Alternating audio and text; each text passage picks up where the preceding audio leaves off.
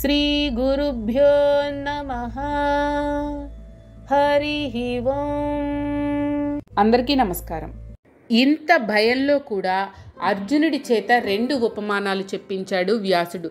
అర్జునుడు చూస్తున్న ఆ దృశ్యం ఎలా ఉందంటే, వానాకాలంలో ఉధృతంగా వానలు కురిసిన తర్వాత నదులు, వాటి ఉపనదులు, ఏర్లు, కాలువలు, చెరువులు, ఇంకా ఇతరములైన జలాశయాలు అన్నీ కలిసి సముద్రంలో కలవడానికి ఉరుకులు పరుకుల మీద విపరీతమైన వేగంతో పరిగెత్తినట్లు ఈ నరలోకంలో ఉన్న సమస్త జీవరాశులు అన్నీ కాలపురుషుడి మండుతున్న నోట్లోకి పరుగు పెడుతున్నాయి.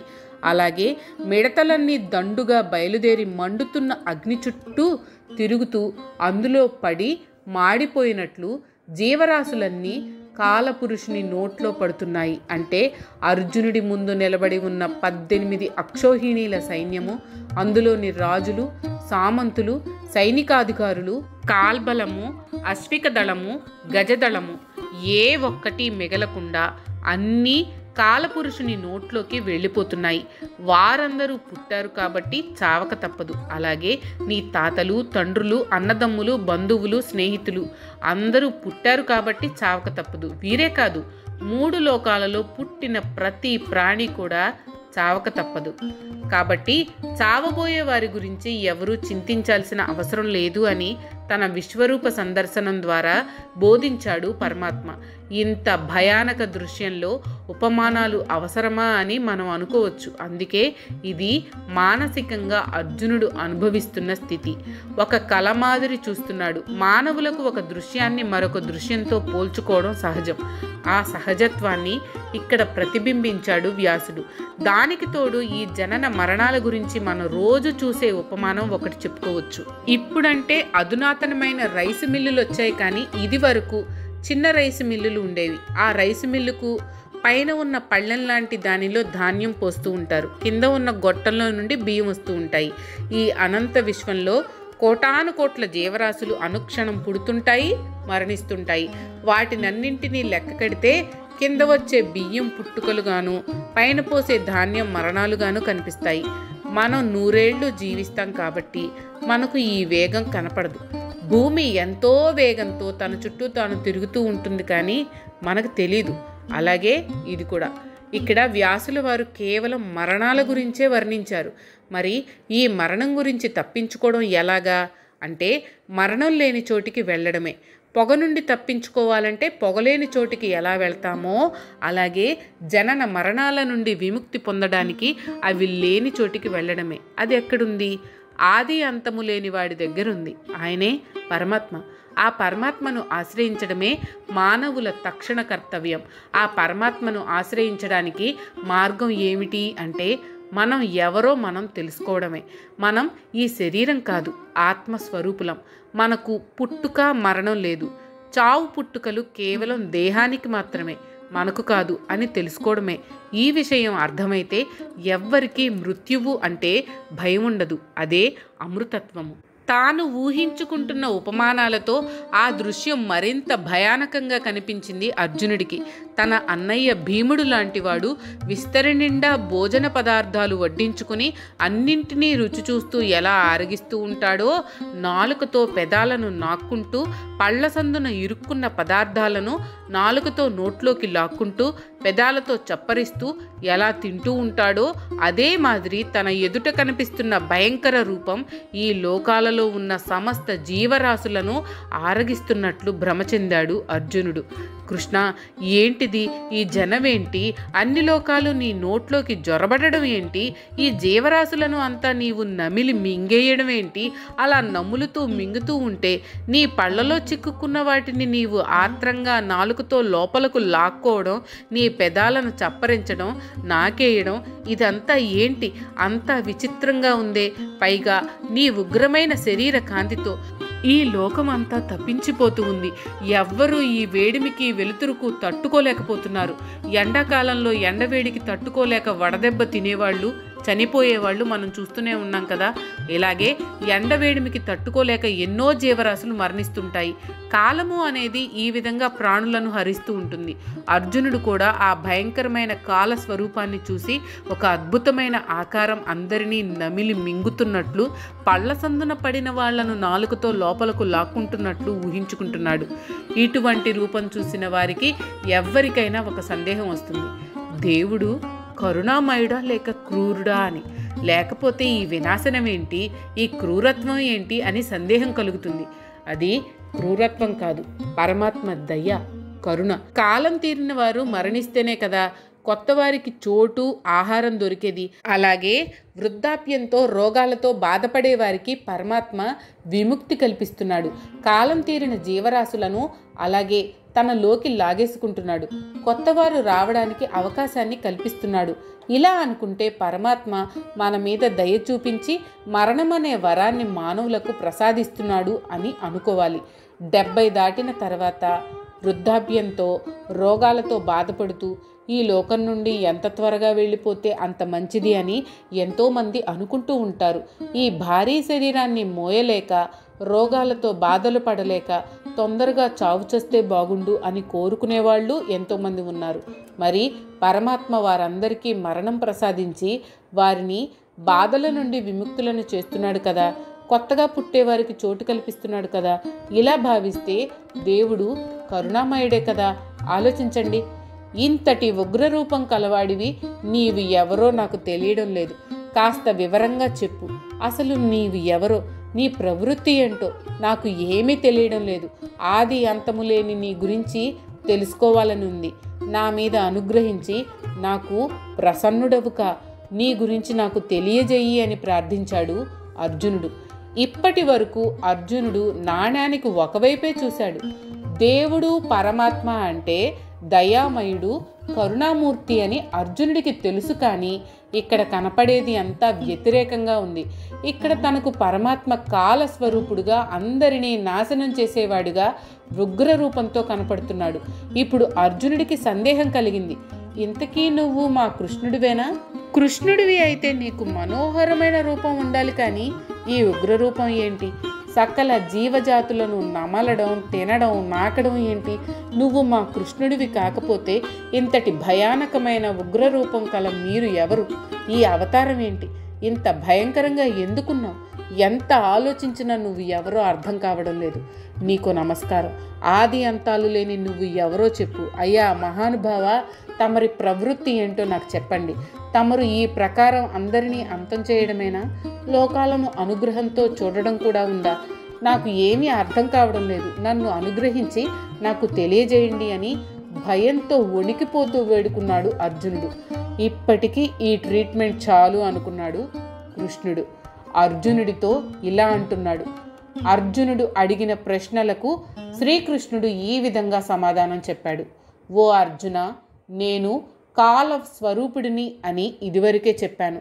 జీవులను లయం చేయడం కాలం యొక్క ధర్మం. ఆ ధర్మమే నేను నిర్వర్తిస్తున్నాను. దానినే కాలధర్మం అంటారు. మామూలుగా ఎవరైనా మరణిస్తే ఆయన కాలం చేశాడు, కాలధర్మం చెందాడు అని అంటూ ఉంటాం కదా. జీవుడు పుట్టినప్పుడే వాడి మృత్యువు నిర్ణయించబడుతుంది. కాలం తీరగానే కాలధర్మం ప్రకారం మృత్యువు నోట పడక తప్పదు. ఆ కార్యక్రమం నా అధీనంలో జరుగుతూ ఉంటుంది. దీనికి భీష్ముడు, ద్రోణుడు, సుయోధనుడు, ఇతర కురువీరులు, కురు సైన్యము, మీ సైన్యము ఎవ్వరూ అతీతులు కారు. నీవు యుద్ధం చేయకపోయినా, నీవు చంపకపోయినా వీరంతా ఎప్పుడో ఒకప్పుడు చావక తప్పదు. ఎవ్వరూ ఈ లోకంలో శాశ్వతంగా ఉండరు. ఈ విషయాన్ని నీవు నీ మనోనేత్రంతో ప్రత్యక్షంగా చూశావు కాబట్టి నీలో ఉన్న సందేహాలను విడిచిపెట్టు. యుద్ధం చెయ్యి, కీర్తిని పొందు. అదే నీకు మిగిలేది. వీరు ఎవ్వరూ మిగలరు.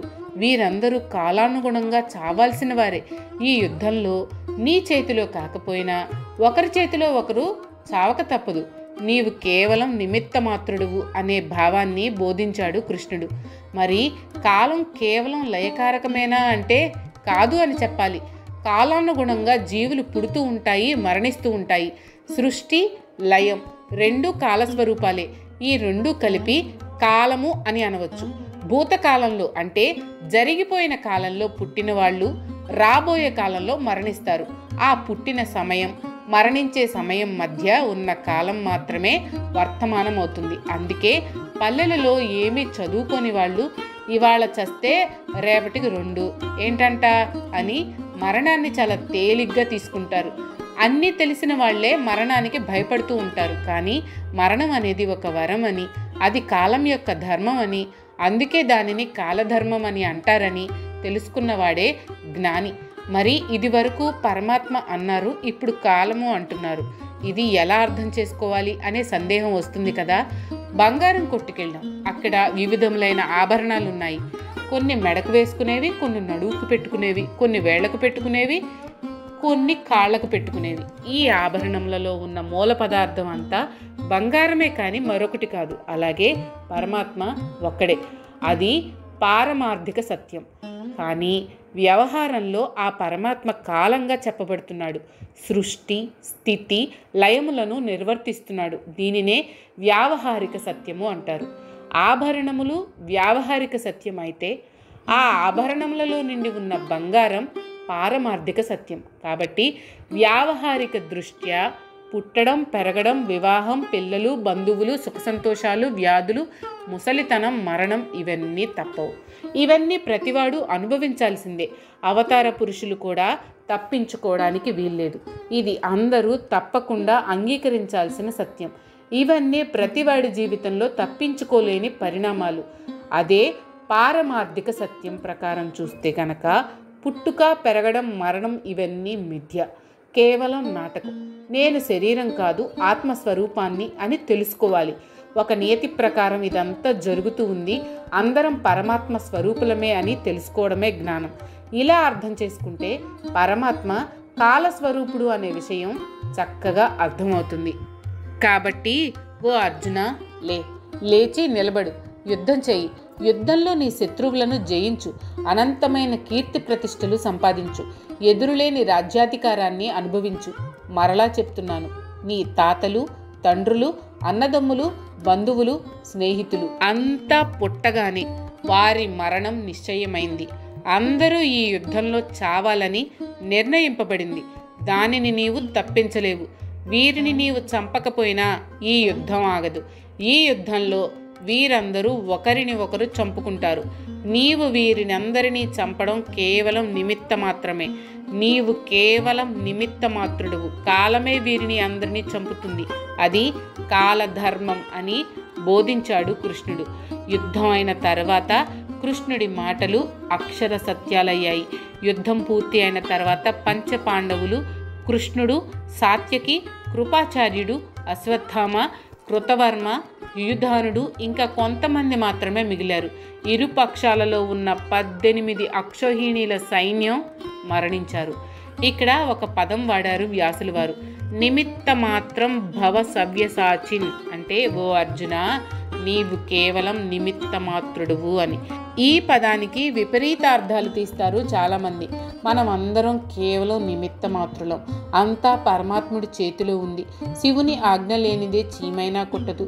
నారు పోసినవాడు నీరు పోయకపోతాడా అనే శుష్క వేదాంతాలు చెబుతూ సోమరుల మాదిరి ఏ పని చేయకుండా తిరుగుతూ ఉంటారు. ఏ పని చేయరు. బద్ధకం, సోమరితనం, నిష్క్రియాపరత్వం, అంతా పరమాత్మ చూసుకుంటాడులే అన్న అలసత్వం వీరి ముఖ్య గుణాలు.